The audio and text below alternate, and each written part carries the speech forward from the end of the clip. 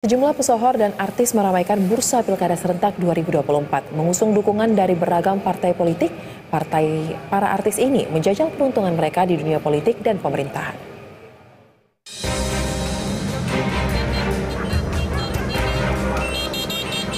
Diva musik Indonesia, Krisdayanti, melenggang ke panggung kontestasi Pilkada 2024 sebagai calon wali kota Batu, Jawa Timur. Atas restu 11 partai, Krisdayanti yang didampingi Kresna Dewanata Prosah mencatatkan nama mereka ke KPU Kota Batu Rabu kemarin. Tadi kami dinyatakan lolos dan lengkap.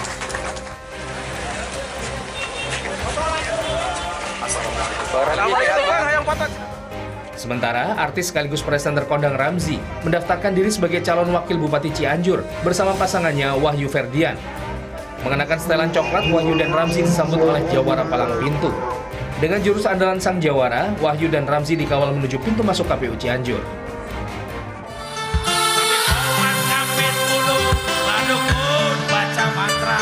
Dengan segala hidup lalu maset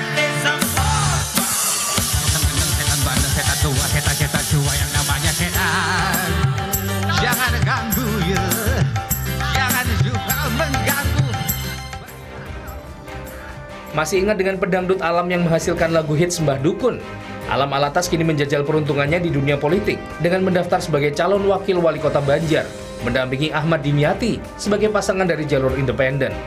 Meski non-partai politik, langkah Alam Mbah Dukun saat pendaftaran berjalan mulus dan dinyatakan lengkap administratif.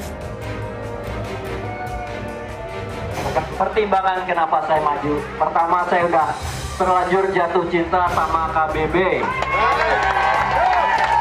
Sementara di Bandung Barat, Jawa Barat, pasangan bakal calon Bupati Bandung Rici Ismail alias JJ Govinda dan Asep Ismail resmi mendaftar ke KPU Kabupaten Kamis pagi. JJ Govinda datang didampingi istrinya Syahnas dan kakak iparnya Nagita Slavina. Pasangan ini menuju KPU Bandung Barat menggunakan bandros. JJ Govinda akan bertarung merebut suara rakyat Bandung Barat melawan Didi Agus yang berpasangan dengan artis Gilang Dirga.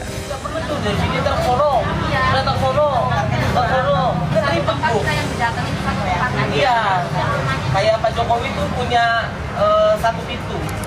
Sementara nasib berbeda dialami komika Marcel Widianto. Sempat menyatakan maju sebagai bakal calon wakil wali kota Tangerang Selatan bersama Riza Patria. Jelang pendaftaran ke KPUD, pasangan ini justru mundur. Yang bikin publik makin terkejut, pernyataan resmi pengunduran diri keduanya dilakukan saat calon-calon pemimpin daerah lain sedang sibuk mendaftar diri ke KPU. Tim Liputan, BTV. Sejumlah artis kembali meramaikan pesta politik di pemilihan kepala daerah 2024 dan kita akan membahas terkait dengan fenomena ini bersama dengan Lely Aryani, pakar komunikasi politik LSPR. Selamat sore Bu Lely. Selamat sore Mbak Sozaya. Ya, terima kasih Bu telah meluangkan waktu bersama kami di Berita Satu Sore Bu Lely. Bu Lely, kita melihat ya, untuk Pilkada serentak 2024 ini ada banyak sekali artis yang mewarnai bursa calon kepala daerah. Sebenarnya ini bukan hal yang baru ya, ini sudah sering kita lihat ketika artis migrasi ramai-ramai ke partai politik. Tapi jadi pertanyaannya apakah dengan ketenaran, dengan bekal yang mereka punya di dunia hiburan tersebut, mereka akan mampu mendulang suara di pemilihan kepala daerah? Ya, pertama memang kita mengapresiasi siapapun yang berminat untuk masuk ke panggung politik ya, siapapun latar belakangnya. Karena panggung politik itu memang membuka ruang bagi siapapun untuk terlibat di dalamnya, termasuk bagi para artis. Tadi dijelaskan oleh Soza bahwa memang artis bukan barang lama kalau ingin masuk ke politik ya, catatan-catatan Pilkada terutama itu memang menggambarkan bagaimana dinamika artis misalnya. Bahkan di luar negeri Ronald Reagan pun bertarung untuk presiden waktu itu ya, dan kemudian bisa memenangkannya. Di Indonesia catatan kita mungkin ada sekitar yang kita tahu sementara ya, ada 15 artis lah yang terlibat entah itu untuk wakil atau untuk kepala daerahnya.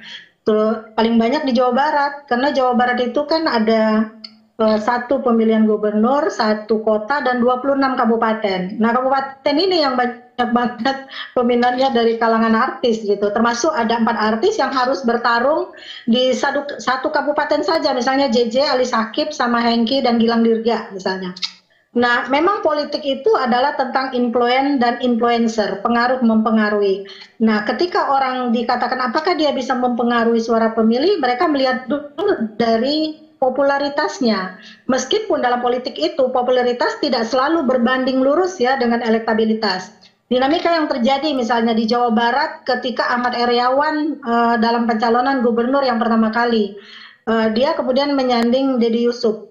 Dengan Dede Yusuf ketika terpilih, memang ketika teman-teman dari Jawa Barat melakukan penelitian, mereka menemukan bahwa keterpilihan Ahmad Heriawan lebih besar ditopang karena keberadaan Dede Yusuf, terutama para pemilih perempuan. Ketika ditanya, kenapa memilih Ahmad Heriawan?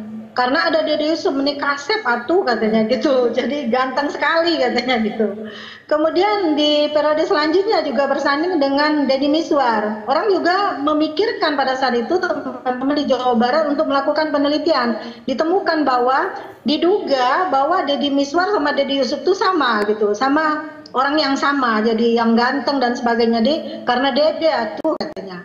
Nah, dinamika semacam ini misalnya juga dari Pasha Ungu pernah maju dalam pilkada, keberuntungan Hengki Kurniawan termasuk, lalu kemudian ada beberapa artis juga yang terpilih tapi kemudian takluk dengan suasana politik lalu kemudian mundur, itu juga pernah terjadi. Dan kita mengira bahwa memang partai-partai politik, karena kita kan masih bersandar sekali pada partai politik untuk bisa mencalonkan kepala daerah, itu terutama adalah partai politik. Partai politik melihat nih figur-figur yang ada di partainya untuk bisa maju, yang diduga bisa mendulang suara. Sebagian besar memang berhasil, tapi sebagian besar juga tidak. Saya kira itu, termasuk di pileg sekalipun. Baik, berarti bisa dikatakan anggapan bahwa memilih artis-artis untuk dapat maju sebagai kandidat di pilkada ini merupakan cara singkat ya dari partai politik untuk dapat meraih suara yang lebih besar ya, meraih kemenangan ya, kurang lebih begitu ya Bu ya. Kemudian jika kita berbicara ketika nantinya sudah terpilih nih, apakah artis-artis ini bisa dipercaya juga untuk dapat segera beradaptasi, mengerjakan tugas-tugas di ranah eksekutif, melayani masyarakat? Karena kan selama ini tugas dan pokok kegiatan yang mereka lakukan cukup berbeda ya, cukup sangat berbeda secara signifikan. Bagaimana nantinya ketika terpilih menurut Anda? Iya, memang menjadi kepala daerah atau wakil kepala daerah itu mengandung resiko manajemen kepemimpinan yang harus mereka miliki gitu ya. Tentang tipologi siapapun, sebenarnya setiap orang bisa menjadi pemimpin sepanjang dia mau belajar. Tapi menurut saya dalam logika politik ya, terutama komunikasi politik, kepemimpinan di dunia eksekutif, legislatif, dan yudikatif itu membutuhkan kapasitas tersendiri. Orang-orang yang tidak mau belajar, dia hanya menjadi simbol saja. Ada kita menyaksikan wakil kepala daerah dari artis, dia tidak punya peran apa-apa kecuali simbol ketenaran saja. Namun demikian, jika dia berhasil, maka dia menjadi salah satu tolak ukur untuk teman-temannya yang lain. Dia aja bisa kok, kenapa kita nggak bisa? Dia juga tidak punya kapasitas yang memadai. Selama ini tidak pernah masuk politik misalnya, bahkan teman-teman yang membangun partai politik berdarah-darah dari bawah, tidak dilirik oleh partainya karena dia tidak punya popularitas. Jadi kata pertama kenapa artis, tentu yang dilirik oleh partai politik itu adalah karena dia punya popularitas. Meskipun sekali lagi tadi saya katakan popularitas kan tidak selalu berbanding lurus dengan elektabilitas, tergantung artisnya yang seperti apa dan bagaimana.